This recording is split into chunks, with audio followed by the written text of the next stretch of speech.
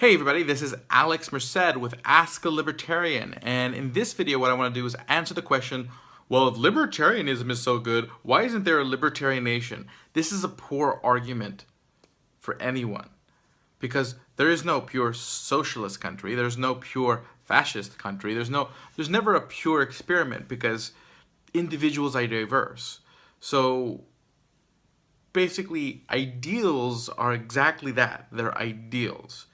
Doesn't mean you shouldn't have ideals. For example, if I'm working out, I have an idea of what perfect health looks like, as far as how I would physically appear, how I would physically feel, what is it the result that I'd like to get. Now, am I ever going to necessarily be in perfect health? Maybe, maybe not. It'd be very, very, very difficult to do so. But by having an image of the ideal, you can move towards an ideal. Okay, so the ideal libertarian society that one can imagine may be very difficult to attain because of so many different variables, and maybe near impossible to attain. But it doesn't necessarily mean it's a meaningless thing. In the same way, again, you can argue for an ideal socialism or an ideal fascism. That ideal at least gives you an idea of what you're working towards, so that we can get there.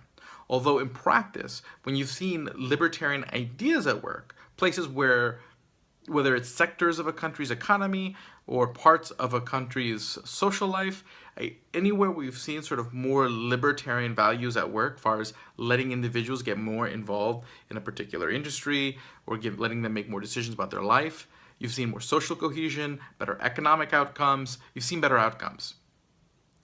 One of everyone's favorite example is, you take a look at the health industry and you compare things like LASIK and veterinary care versus the rest of the healthcare system, which is heavily government involved, while in veterinary care and LASIK you have lots of innovation, price dropping, all the good stuff. So the point being is that no, there isn't a pure libertarian country. I mean, you can argue that sort of Icelandic Vikings were pretty close in sort of the way they set up contracts and courts and whatnot.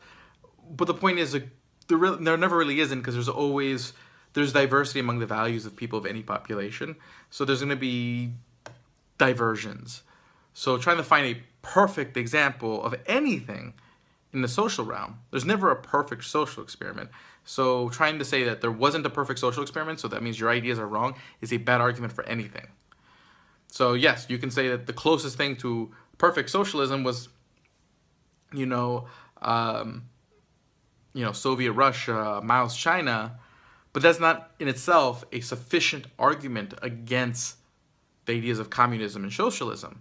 Although pointing out that in many places where more socialist communist ideas are implemented, you see bad outcomes regularly, that's an argument. And that's an argument that is substantial. So hopefully you found this useful. My name is Alex Merced, and this was a video with Ask a Libertarian. So like the Ask a Libertarian Facebook page. I'll see you guys on another video.